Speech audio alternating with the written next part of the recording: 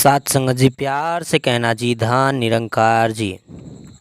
आइए सात संगत जी, एक बहुत ही पुरानी कथा जिसका शीर्षक है युद्ध के बाद साधना।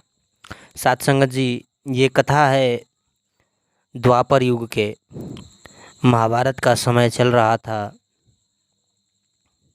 उस समय की यह कथा है सात संगत जी। आइए इस कथा से एक बहुत ही बड़ी सीख प्राप्त करते हैं सात संगत जी। सात संगत जी, महाभारत का युद्ध चल रहा था। संध्या समय युधिष्ठिर एकांत साधना में लग जाते हैं। इस समय किसी से भी न मिलने का नियम बनाया था। 10 दिन ही बीते थे कि युधिष्ठिर के सायंकाल वेश बदलकर कहीं जाने की चर्चा फैल गई। वस्तु स्थिति जानने के लिए पांडव एक दिन उनके पीछे हो लिए। जो भी उनके और भाई थे वो ये जानने के लिए आखिर कर क्या रहे हैं, कहाँ जा रहे हैं, उनका छुपकर पीछा करने लगे। उन्होंने देखा युधिष्ठिर हाथ में कुछ लिए उधर जा रहे हैं जिधर दिन में संग्राम होता था। युद्ध स्थल आ गया तो पांडव छिपकर खड़े हो गए। युधिष्ठिर उन घायलों को देखने लगे जो प्यासे थे, भूख से तड़प रहे थे, घायल थे। युधिष्ठिर उन लोगों की सेवा करते, घायलों को देखते, अन्न जल देते, बड़ी देर तक वहाँ रहे। शेष पांडव उनके लौटने की प्रतीक्षा में खड़े थे। काफ़ी देर बाद युधिष्ठिर लौटे तो अर्जुन ने पूछा, महाराज आपको यहाँ छिपकर आने की क्या ज़रूरत पड़ी?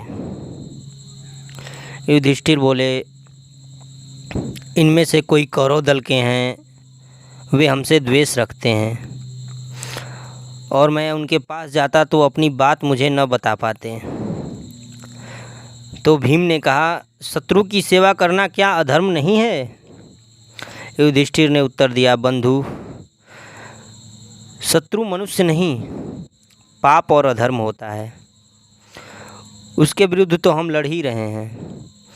पर मनुष्य तो आखिर आत्मा है और आत्मा से आत्मा का क्या द्वेष। भीम कुछ समझ पाते कि नकुल बोल पड़े, लेकिन महाराज आपने तो घोषित कर रखा है कि आप इस समय उपासना करते हैं। इस तरह तो मिथ्या भाषण हुआ। मिथ्या भाषण की आप अगर अपना कहे हैं कुछ और कर रहे हैं कुछ। सात संगत जी, इस पर युधिष्ठिर ने कहा, उपासना कर्म से भी होती है। यह विराट जगत ईश्वर का ही रूप है।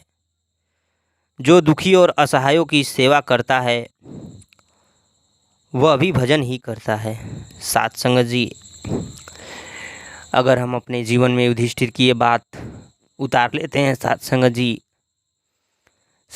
जी, घंटों भजन कीर्तन करना ही सेवा नहीं है, उपासना नहीं है। सात संगत जी,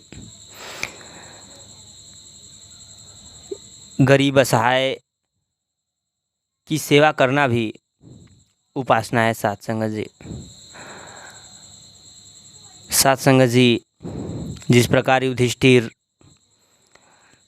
न सिर्फ केवल अपने पक्ष के लोगों का, दोनों पक्ष के लोगों का युद्ध के बाद जो भी किया बनता है उनका वो कर रहे हैं। सात संगत जी, तो आइए सात संगत जी, इस कहानी से प्रेरणा लेते हुए हम अपने जीवन में उतारते हैं इस सीख को, इस प्रेरणा को। सात संगत जी, और हम भी दुखी लाचार व्यक्तियों की सेवा करके सात संगत जी उपासना करते हैं। सात संगत जी, प्यार से कहना जी, धन निरंकार जी।